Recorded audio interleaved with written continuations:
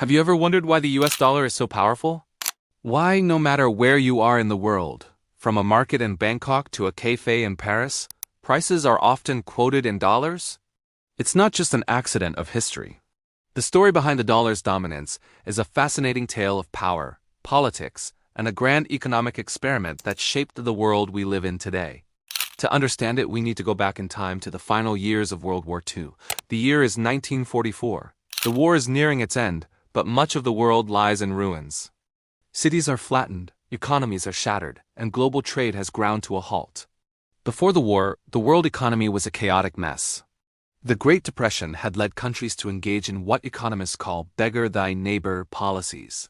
They devalued their currencies to make their exports cheaper, slapped high tariffs on imports, and essentially tried to save their own economies at the expense of everyone else's. It was a race to the bottom that only made the global depression worse. The Allied powers, led by the United States and the United Kingdom, knew they couldn't let this happen again. They needed a new system, a stable framework to rebuild the world and ensure lasting peace and prosperity. So, in July 1944, delegates from 44 Allied nations gathered in a quiet, secluded hotel in Bretton Woods, New Hampshire. For 3 weeks, they debated, negotiated, and hammered out a new global economic order. The two leading figures in these discussions were the brilliant British economist John Maynard Keynes and the American Treasury official Harry Dexter White. Keynes envisioned a truly international system with a new world currency, which he called the Bancor, managed by a global central bank. His goal was to create a system where no single country held too much power. However, the United States had a different idea. By the end of the war, the U.S. was the undisputed economic and military superpower. It held about 2/3 of the world's gold reserves, and its economy was booming while others were destroyed. Harry Dexter White, representing the American position, argued for a system that placed the U.S. dollar at its very center. America had the gold, the industrial might, and the political stability.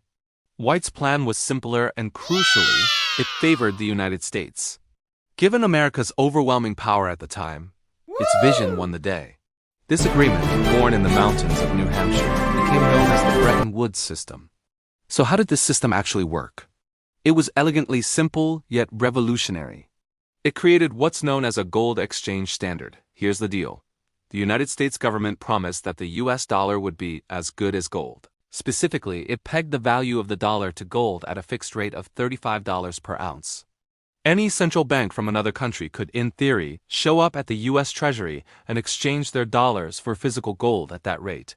Then, all other participating countries pegged their own currencies to the U.S. dollar at a fixed exchange rate. For example, the British pound might be fixed at $2.80, and the German Deutschmark at 4 marks to the dollar. This created a web of stability. Instead of currencies fluctuating wildly against each other every day, they were now locked in place. This predictability was a huge boost for international trade and investment. A German company wanting to buy American machinery knew exactly what it would cost in Deutschmarks, and an American investor looking to build a factory in France could calculate their costs with certainty. The system also created two major international institutions that are still with us today: the International Monetary Fund, or IMF, and the World Bank. The IMF was set up to be the system's referee, helping countries maintain their currency pegs and providing short-term loans if they ran into trouble. The World Bank was tasked with providing long-term loans for reconstruction and development, helping to rebuild war-torn Europe and Japan. For about 25 years, the Bretton Woods system worked remarkably well. This period, from the late 1940s to the early 1970s, is often called the golden age of capitalism. Global trade boomed, economies grew at unprecedented rates, and standards of living rose across the developed world. Japan and West Germany performed their economic miracles, rising from the ashes of war to become industrial powerhouses. The stability provided by the fixed exchange rates and the leadership of the US dollar created a predictable environment where businesses could thrive. The dollar became the world's undisputed reserve currency. Central banks around the globe held dollars as their primary reserve asset because it was stable, reliable, and most importantly, convertible to gold. But underneath this golden surface, cracks began to appear. The system had a fundamental flaw, a built-in contradiction that would eventually lead to its downfall. This problem is known as the Triffin dilemma, named after the economist who identified it. The dilemma was this: For the global economy to grow, it needed more and more US dollars to finance trade and investment. However, as the number of dollars circulating outside the US grew, it far outstripped the amount of gold the US actually held in its vaults. This created a crisis of confidence. Foreign central banks started to look at their mountains of dollars and then at America's dwindling gold pile and began to wonder, could the US really honor its promise to convert all these dollars back to gold at $35 an ounce?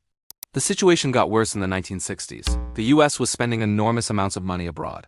The Vietnam War was incredibly expensive, and President Lyndon Johnson's Great Society social programs required massive government spending. To pay for all this, the US government simply printed more money. This flood of new dollars poured into the global economy, worsening the imbalance.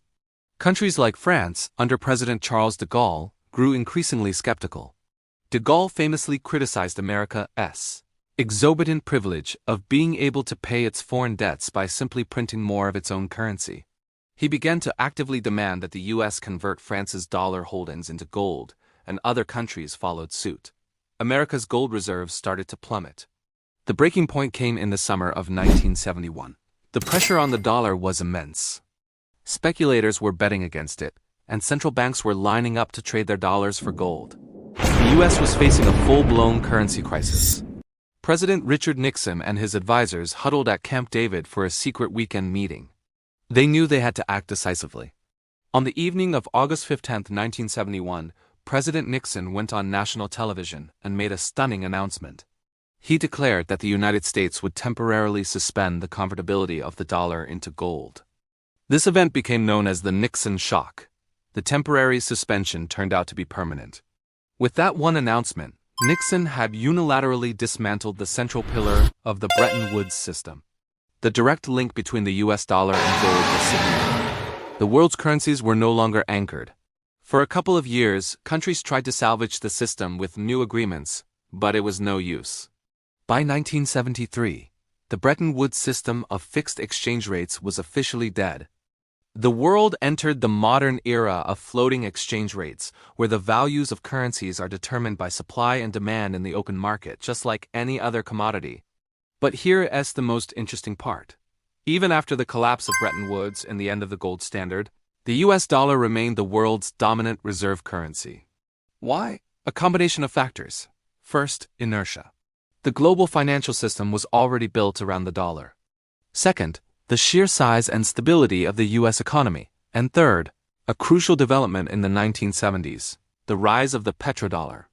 The US struck a deal with Saudi Arabia and other major oil-producing nations to price oil exclusively in US dollars. Since every country needs oil, every country needs dollars to buy it, guaranteeing a constant global demand for the currency. So while the foundation of the dollar's power changed, its dominance continued. The legacy of Bretton Woods is profound. It created an era of unprecedented prosperity and taught us valuable lessons about global economic cooperation. And it cemented the US dollar's role at the heart of the world's financial system, a position it still holds to this day. Thanks for watching. If you found this dive into economic history interesting, don't forget to like this video and subscribe to the channel for more stories about how our world works. See you next time.